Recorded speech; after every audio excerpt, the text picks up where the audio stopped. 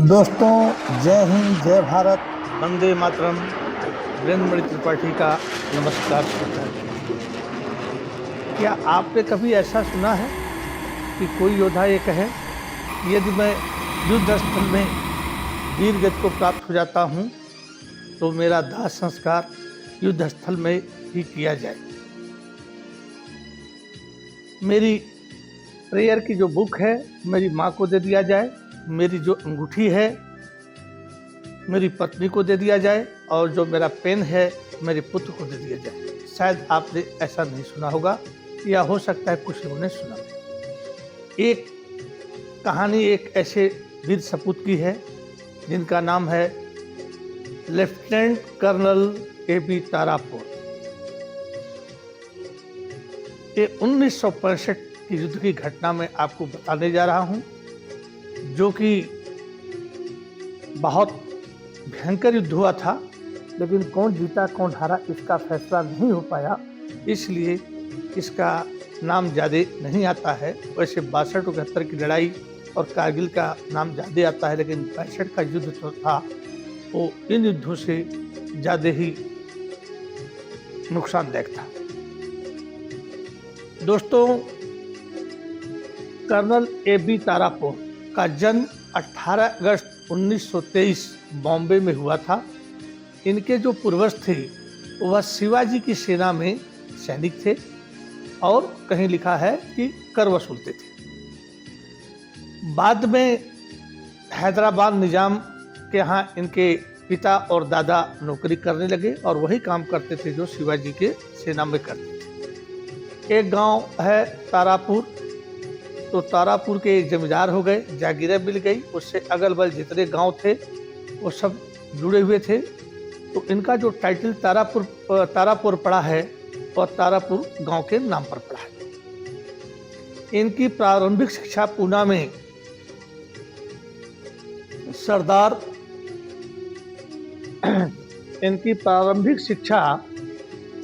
में सरदार दस्तूर boys college में होती है। ये अपनी पढ़ाई पूरी करके 1940 में हैदराबाद के निजाम की सेना में अफसर बनना चाहते थे। इन्होंने फॉर्म लेकर के फिलअप किया, अप्लाई किया, और इनका सिलेक्शन हो गया, और 1942 में इनको कमीशन मिला। उसके बाद एक खास घटना बता रहा हूँ कि जो 7 इन्फेंट्री बटालियन में इनका मतलब सेकंड लेफ्टिनेंट के तौर पर पोस्टिंग हो गई। एक बार युद्ध अभ्यास का निरीक्षण major general Syed Ahmed El Andros, देखिए नाम देखिए, सैयद अहमद एल एंड्रोस, कुछ आधा मुस्लिम का नाम और कुछ क्रिश्चियन का नाम, निरीक्षण कर रहे थे। एक सैनिक के हाथ से ग्रेनेड गिर गया। तारापुर जी वहीं पर थे। तुरंत इन्होंने ग्रेनेड को उठाया और फेंक दिया। लेकिन जो सैनिक भाई हैं वो अच्छी तरह से जानते हैं कि आजकल के जो हमारे पास 36 HE हैंड ग्रेनेड है उसका 4 सेकंड का टाइम होता है। तब सोचिए यदि इसी टाइप का यदि रहा हो तो गिरने में टाइम लगा, इनको उठाने में टाइम लगा, समझने में टाइम लगा, और ये हवा में ही फट गया, और उसके कुछ स्प्लिंटर यानी टुकड़े उनके सीने पर लगे। यह major general Syed Ahmed El Andros ने देखा और उनकी बहादुरी से बहुत ही प्रभावित हुए, क्योंकि जिंदा जो है हैंड ग्रेनेड बड़ा खतरनाक होता है, और किस्मत थी कि सब लोग बच गए। इनको अपने ऑफिस में बुलाए और इनको शाबाशी दिया और पूछा कि बेटा मेरे लायक कोई ऐसा सेवा हो जो मैं तुम्हारी परेशानी को दूर कर सकता हूँ तो बताओ। तीनों ये क्या है कि पैदल सेना इन्फेंट्री में एक काम करना नहीं चाहते थे। उन्होंने कहा कि सर यदि मुझे बख्तरबंद मतलब आर्मर्ड या हॉर्स जिसको कह ले या कैवलरी कह ले, तो उसमें यदि हमको पोस्टिंग कर दिया जाए, उस पर कर दिया जाए तो अच्छा रहेगा। तो वहाँ के चीफ थे सेना के मेजर जनरल साहब, इन्होंने उनका जो है बख्तरबंद डिवीजन में कर दिया। 1948 में पोलो ऑपरेशन के तहत हैदराबाद राज्य जो है भारत संघ में मिला लिया गया, और ये 1951 में 17 पूना हॉर्स में ये स्थानांतरित हो गए। और वहाँ पर ये मेजर रैंक पुराने कमीशन जो लिए थे उसी से जोड़ दिया गया था, इनको मेजर बना दिया। उसके बाद ये ड्यूटी करते रहे दोस्तों, और 1962 में यह इंडो चाइना, भारत और चीन का जो युद्ध हुआ था उसमें भी भाग लिए। और उसके बाद 1965 जो पाकिस्तान ने हमारे ऊपर हमला किया था उसमें भी इन्होंने बड़ी वीरता दिखाई, और उसकी कहानी मैं 1 मिनट के बाद सुनाता हूँ।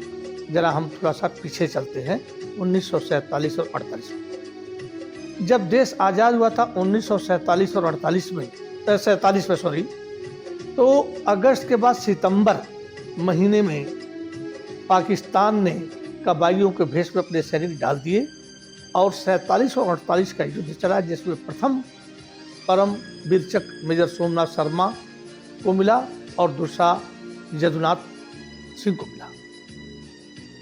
पाकिस्तान की हमेशा यही चाल रही कि मैं कश्मीर को ले लूं, क्योंकि कश्मीर की जनता मुस्लिम थी और राजा हिंदू थे हरि सिंह, तो ये हमेशा चाहा। उस युद्ध में यह बुरी तरह से मार खाया 47-48 में, और उसके बाद जो है इसने अमेरिका से दोस्ती की, अन्य लोगों से दोस्ती की और अच्छे से अच्छे हथियार इकट्ठा करने में लग गया कि एक दिन हम भारत से कश्मीर छीन लेंगे और मौका आया तो हम पूरे भारत को कब्जा लेंगे। 1962 का युद्ध होता है। हमारे सैनिक एक ने 10 को मारा, फिर के कहे कि अब हम मरते हैं, खुश रहना देश के वीरों, अब हम तो सफ़र करते हैं। लता मंगेशकर ने गाना गाया है। तो हमारे पास एमुनेशन कम था, हमारे पास मैंने बनाया है मेजर शैतान सिंह के ऊपर, इस पर भी वीडियो 1962 पर आप लोग देखिएगा। तो बड़ी कुछ हमारे पास था ही नहीं, हम बिल्कुल भिखारी थे, लेकिन हम लड़े, भागे नहीं, हथियार नहीं डाले, लड़े। हमारे एक सैनिक यदि मरा तो चीन का 10 सैनिक मरा। एक सैनिक 300-300 सैनिकों को भून देता है, मार देता है हमारी भारतीय सेना के जवानों ने। हम हारे, कुछ हमारी जमीनें कुछ उसने ऑक्युपाई कर दिया, लेकिन चीन भी लोहा मान गया कि भारतीय सैनिक वाकई में विश्व में सबसे ज्यादा हिम्मत वाले हैं, क्योंकि हमारे तो खून में रग रग में भरा हुआ है। वीर शिवाजी एक छोटे से जागीरदार थे और गोलकुंडा और अहमदनगर जो भी साम्राज्य था उसके बाद जो है उससे लड़े, औरंगजेब से लड़े। महाराणा प्रताप मेवाड़ के छोटे से शासक थे, लेकिन अकबर की लाखों की सेना के सामने वो लड़े। हल्दी घाटी का युद्ध हुआ और उसमें खूब लड़े। उसके बाद जो है 2-3 लड़ाइयाँ और लड़े, लेकिन कभी भी योद्धा ने अकबर के सामने सर नहीं झुकाया, उसको हिंदुस्तान का शासक नहीं माना। कितने लोगों ने प्राणों की बाजी दी, घास की रोटियां खाया। तो भगत सिंह, चंद्रशेखर आजाद, हमारे जो भारत वासियों के अंदर जो खून है ना, वह कायरता का नहीं। हाँ, कुछ गद्दार जरूर थे उस समय भी, लेकिन कायरता का खून हमारे शरीर में नहीं है। हमारी सेना लड़ी, खूब लड़ी। यदि हमारे 300 मारे गए तो उनके 3000 मारे गए। इतिहास के पन्नों में लिखा गया है कि भारतीय सैनिक कभी डरपोक नहीं होता है, भारतीय लोग डरपोक नहीं होते हैं। उसके बाद जो है पाकिस्तान ने सोचा, याकूब खान राष्ट्रपति थे, 1947-48 का बदला लेना चाहते थे हमसे, कश्मीर को छीनना चाहते थे। इन्होंने सोचा कि 62 की लड़ाई में हिंदुस्तान की कमर टूट गई है। क्यों? हमारे पास कोई ऑर्डिनेंस फैक्ट्री नहीं थी, एमुनेशन फैक्ट्री नहीं थी जो हम गोला बारूद बना सकें, विदेशों से लेते थे। तो उसने कहा कि 62 की लड़ाई में तो हिंदुस्तान की कमर टूट गई है, क्यों न हम 65 में इसके ऊपर अटैक कर दें। और इन्होंने अमेरिका से सुपरसोनिक जहाज सेवर जेट विमान लिया था, और टैंक जो इन्होंने जो है पैटर्न टैंक लिया था। पैटर्न टैंक जब अमेरिका ने दिया तो उसने कहा कि इस पर कैसा भी गोला आए, इसका कुछ नहीं हो सकता है, ये अजय है, अमर है, ये युद्ध में दुश्मन के छक्के छुड़ा देगा और कब्जा कर देगा। और वही पैटर्न टैंक और सेवर जेट विमानों के सहारे पाकिस्तान ने हमारे ऊपर 65 में आकर था। 5 अगस्त 1965 को इसने 30,000 अपने सैनिकों को कबायली ड्रेस में कश्मीर में उतार दिया और भारत के खिलाफ जनमत तैयार करने लगा। अरे 62 की लड़ाई लग गई है, भारत के पास खाने के लिए नहीं है, रहने के लिए नहीं है, खाने बिना मर रहे हैं, आप हमारे साथ आ जाओ, हम सक्षम हैं, आपको अच्छा सुविधा देंगे, खाना देंगे, नौकरी देंगे, क्या क्या लालच देने लगे। लेकिन चोरी कितना भी शातिर हो, कहीं न कहीं सुराग छोड़ जाता है। एक कश्मीर में तो आगे दोस्तों, पर इनको पख्तो भाषा नहीं आती थी, ये अपनी ही भाषा पाकिस्तान की चलाते थे। कश्मीरियों को डाउट हो गया कि जासूस है, इन्होंने मिलिट्री को बता दिया, मिलिट्री ने इनके 30,000 सैनिकों को पकड़ लिया। उसके बाद इनका क्या हुआ कुछ पता नहीं। इससे जो है पाकिस्तान बौखला गया और इसने हमारे हर बॉर्डर पर फायर करना शुरू कर दिया। इसके पास सेवर जेट विमान थे, हमारे पास ग्रेनेड थे जो 71 तक हमारे पास रहे हैं, और मिग 21 थे। हमारे पास टैंक सेंचुरियन टैंक थे जो कि इतने अच्छे नहीं थे जितने पैटर्न टैंक थे। तो 5 अगस्त को जब इसने डला और सारे पकड़े गए, तो बौखला कर ऑपरेशन जबरास्टर चलाया था, जिसमें वीर अब्दुल हमीद की मैंने इसके पीछे वाले वीडियो में बनाया है कि अकेले इंसान ने पाकिस्तान के 8 टैंक बर्बाद किए। आप उसको देखिएगा, बहुत अच्छी तरह से बनाता हूँ, जितना मुझे 7-8 दिन हर जगह से अध्ययन करता हूँ, उसके बाद आपके सामने प्रस्तुत करता हूँ। तो एक जवान ने मरते मरते भी एक टैंक पाकिस्तान का अब्दुल हमीद ने उड़ा दिया।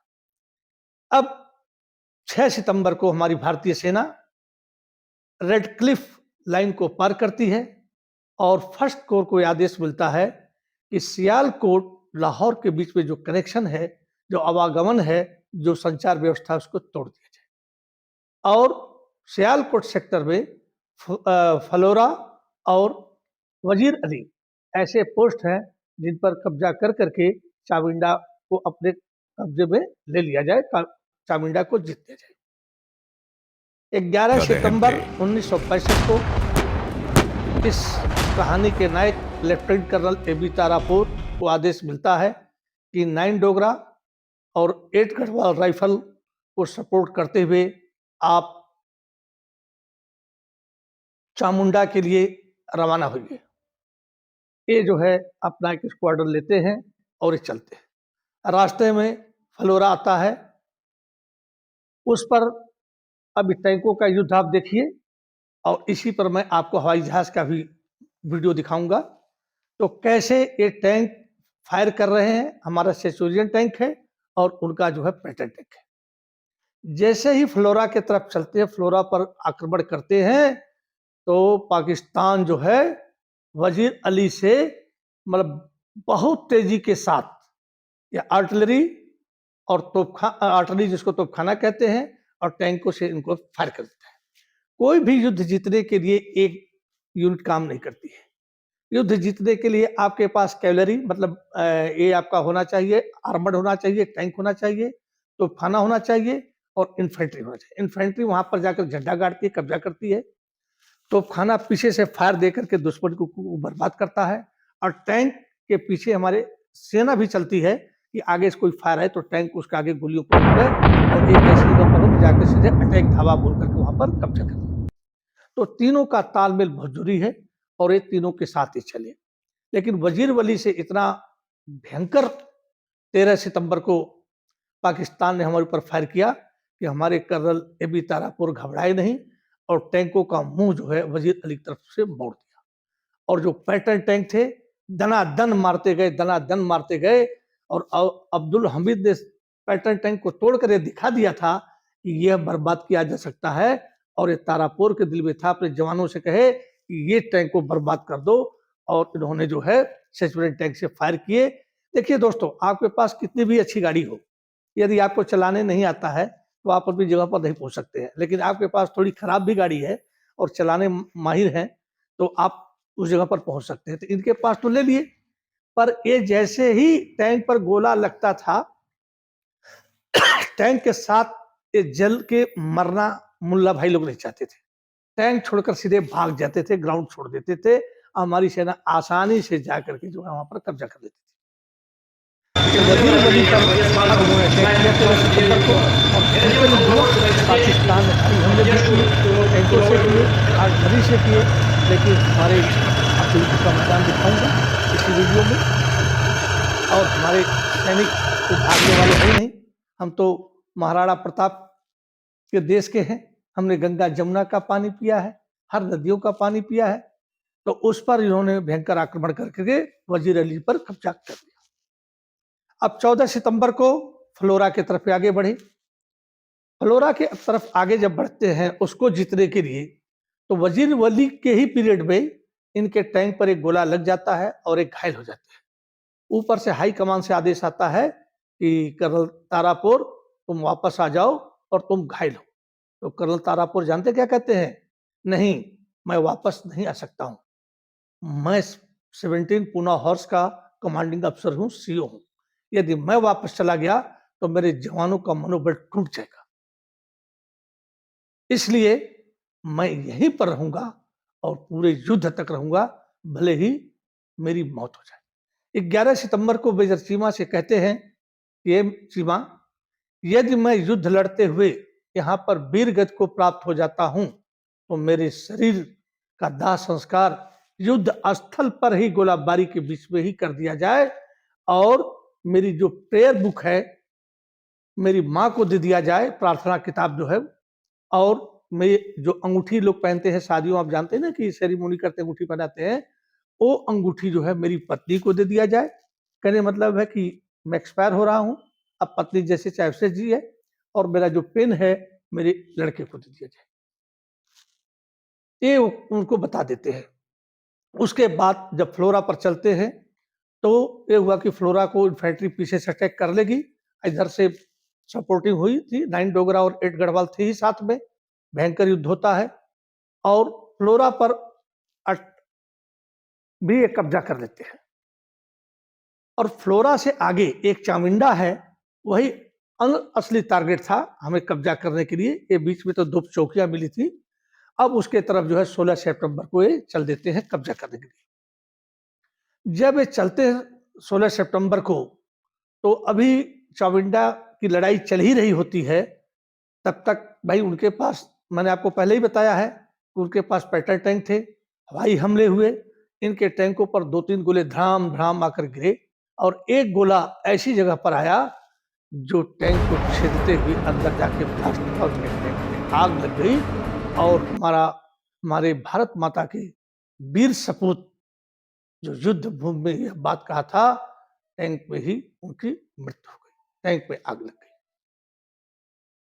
तो दोस्तों, ये चामुंडा फ्लोरा वजीरवली का जो युद्ध था, हमारे सैनिकों ने, हमारे भारत ने कर्नल तारापुर के सिर्फ 9 टैंक बर्बाद हुए और इस युद्ध में पाकिस्तान के 60 टैंक, पैटर्न टैंक बर्बाद हुए। जैसे ही हमारी सेना फायर करती थी, 2-4 गोला लगता था, 2-4 लोग तो हमारे से 3 गुना टैंक उतारा था उसने। लेकिन जैसे ही, क्यों, हमारा तो 9 टैंक बर्बाद हुआ, उनका 60 बर्बाद हुआ। तो जैसे ही गोले लगते थे, एक टैंक जला नहीं कि बाकी जो है मुल्ला भाई टैंक छोड़ करके भागे नहीं।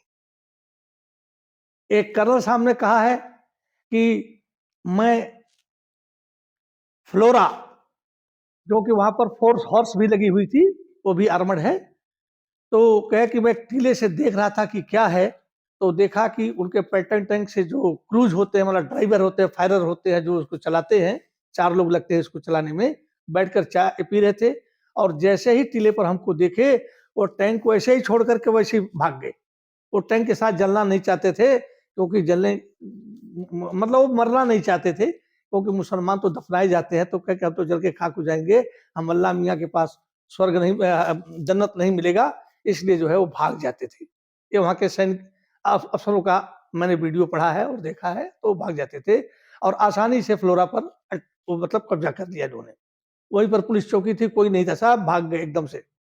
तो भाग ले, तो भाग गए। तो जब ये बेचारे युद्ध भूमि में जब शहीद हो गए, वीरगति को प्राप्त कर लिए, तो हुआ कि युद्ध भूमि में इनके शरीर का जो दाह संस्कार किया जाएगा, वहां पर आग की लपटें जब निकलेंगी तो पाकिस्तान को पता चल जाएगा, तो हमारे ऊपर एयर अटैक, आर्टिलरी आर्मर्ड की आ सकते हैं, तो इनको कहीं और ले जा करके क्रिमिनेशन दाह संस्कार किया जाए।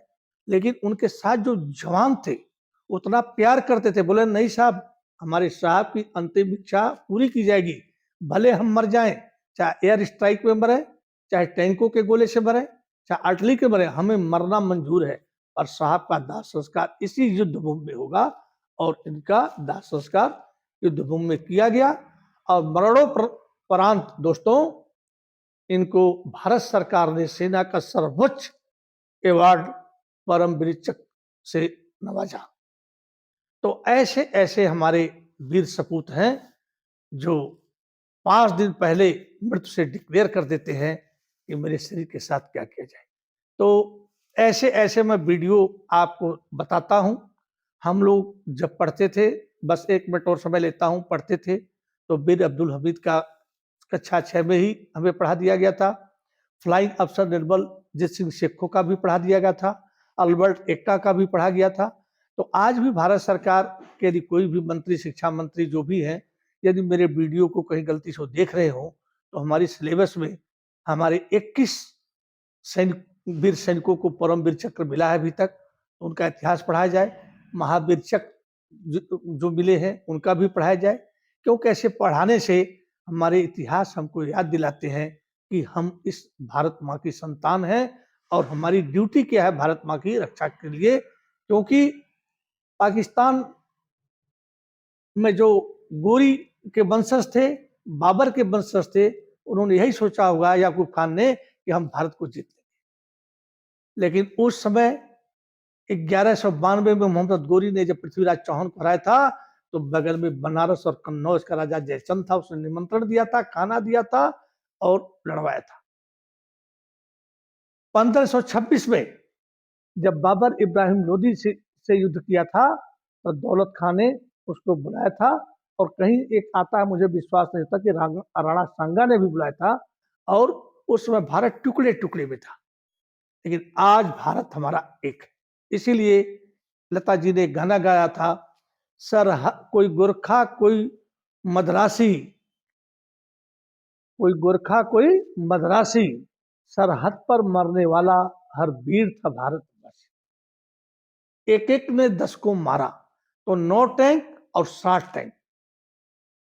तो एवरेज देखिए, उनके सुपरसोनिक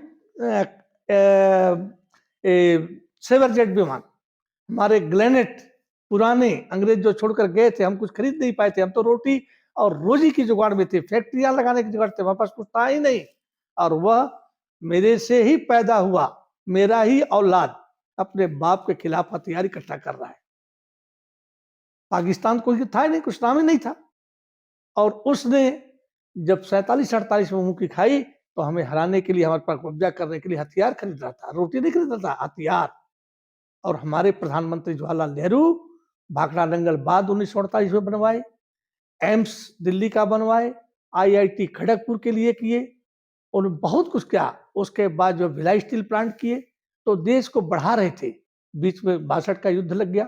तो दोस्तों कभी भी हिम्मत नहीं हारना, ये हमारा भारत है, ये कभी भी अब एक हो गया है। कन्याकुमारी से कश्मीर तक, अटक से कटक तक, किसी दुश्मन की इतनी हिम्मत नहीं है जो हमसे आंख में आंख मिला सके। बस एक चीज है, जैसे 5 उंगलियां अलग अलग कुछ नहीं कर सकती हैं, लेकिन इनको बंद कर दिया जाए तो बॉक्सिंग बनता है, अब किसी के मुंह पर मार दिया जाए तो उसके दांत टूट सकते हैं, और 5 को एक साथ मारा जाए तो चाटे से गाल लाल सा, लेकिन एक एक उंगली कुछ नहीं कर सकती है। हम अब एक हैं, और जब हम एक हैं, ऐ मेरे वतन के लोगों जरा आंख में भर लो पानी, जो शहीद हुए हैं उनकी जरा याद करो कुर्बानी। जो लौट के घर ना आए, तो ये भी तारापुर घर लौट के नहीं गए, हमारे बहुत से सैनिक नहीं गए। तो उनके लिए हमें अपने दिलों में इज्जत होनी चाहिए। यदि हमारे सैनिक किसी काम से, किसी ऑफिस में, किसी अधिकारी पास जाते हैं, तो कम से कम उनकी तो इज्जत करनी ही चाहिए। जो अधिकारी तुम बने हो, आप बने हो, जो मंत्री से लेकर पीएम से लेकर सीएम से लेकर के राष्ट्रपति तक है, वो इन्हीं फौजों की वजह से है। यदि फौज कमजोर हो गई तो राष्ट्रपति से लेकर सीएम पीएम से लेकर के ऑफिसर सबकी कुर्सियां चली जाएंगी। कोई नहीं, मंत्री कोई गोली नहीं चलाता है, गोली जवान चलाता है, गांव का लड़का चलाता है, ऑफिसर्स उसमें लगे रहते हैं और कभी भागते नहीं है, चाहे कितने भी हो जाए। फिर मैं अगला वीडियो बनाऊंगा। कुछ ऐसे अफसर को इतनी चोटें लग गई थी, तो अपने दोस्त अफसर से कहता है कि यार मुझे गोली मार दे, बड़ी दर्द हो रही है, और तड़फ करके वही मर जाता है। दोस्तों, मैं मेडिकल का ओर का हूँ, मैंने देखा है कि लोग कैसे तड़फते हैं। तो इसी के साथ जय हिंद, जय भारत, वंदे मातरम। आप लोग वीडियो को जरूर देखिएगा और अपने देश की हालात के लिए और फौजियों के मदद के लिए तैयार रहिएगा। यदि किसी भाई का दिल फौजी का मदद करने के लिए नहीं करता है तो उसको कभी चीटिंग मतलब धोखा मत दीजिएगा, क्योंकि जो मेरे पीछे तिरंगा है ना, उसी के वजह से जो फहरा रहा है, आप मदद भी कर सकते हैं और फौजी से चीटिंग भी कर सकते हैं। नहीं तो विदेशी आ जाएंगे ना, तो मदद करने तो आपको है नहीं, पर चीटिंग करने का भी मौका नहीं मिलेगा आपको। पूरा जो इतिहास लड़के पढ़े हैं वो जानते हैं। थैंक यू, जय हिंद, जय भारत, वंदे मातरम। ओके बेटा।